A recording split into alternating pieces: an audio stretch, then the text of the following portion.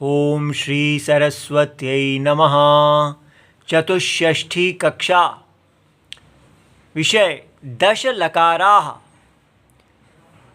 हमारा समीकरण फॉर्मूला कैसे शब्द बनता है, ये पाणिनि जी ने शब्द में कल्पना किया है। क्या कल्पना है कि शब्द का पहला भाग प्रकृति कहलाएगा और दूसरा भाग प्रत्यय कहलाएगा। अब जब भी हमको क्रियापद बनाना है अर्थात आख्यातम, तो पहला भाग जिसको प्रकृति कहते हैं वो धातु रहेगा और दूसरा भाग लकार नाम का प्रत्यय रहेगा। तो इतना याद कर लेना है कि आख्यात क्रियापद का पहला हिस्सा धातु है, जैसे पठ आदि, और ये लकार है।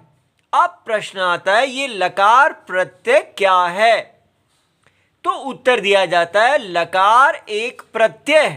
प्रत्यय माने जो भी प्रकृति के साथ जोड़ा जाता है, जिसको अष्टाध्यायी में कहा गया है, वो प्रत्यय है।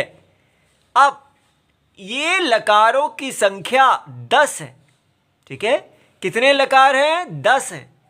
ये प्रत्यय अनुबंध विशिष्ट विहित किए गए हैं। अनुबंध विशिष्ट क्या होता है, ये देखिए। लकार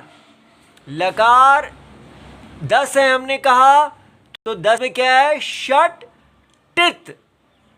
षट लकार 6 लकार टित हैं और चत्वार ङित हैं। टित ङित। टित माने क्या हुआ? इनके अंदर जो ट है वो इत है।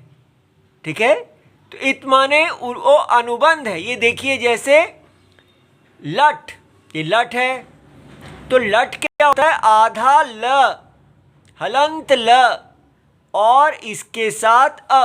ल के अंदर अ है और ट। ये अ और ट जो हैं ये अनुबंध है। तो बाकी केवल क्या बचा? लकार। लकार इसको कहते हैं, केवल इस हल लकार को। तो ये लकार है, उसके साथ अ और ट है, तब ये बन गया लट। दूसरा लिट, ये क्या है? ल, और उसके साथ ई और ट, लिट। तीसरा लुट, ल और उसके साथ उ और ट, ये अनुबंध है। मुख्य क्या है? ये लकार और उनके साथ इनको जोड़ा गया है, तो लुट। चौथा, अब इसका उच्चारण कैसे करना है? ये ल है और साथ में र है, तो ल और र, तो ये बन जाएगा ल, ल, लिट। ठीक है, इसके बाद ये देखिए माहेश्वराणी सूत्राणी में अ ई उ र, अ ई उ र, इसके बाद ल। अब ये ल है और ये ल है, याद रहे ये स्वर है, स्वतंत्र स्वर, इसका उच्चारण होता है ल। और ये स्वतंत्र स्वर नहीं है ल, ये ल के साथ र है, याद रहे। ल व्यंजन है और र स्वर है, तो ये बनेगा ल और र, और ये है ल। पाणिनि जी ने क्रम में आने वाला ल को नहीं लिया, और इसके बाद पांचवा जो लकार लिया वो ल एट, लेट कर दिया, ये पांचवा।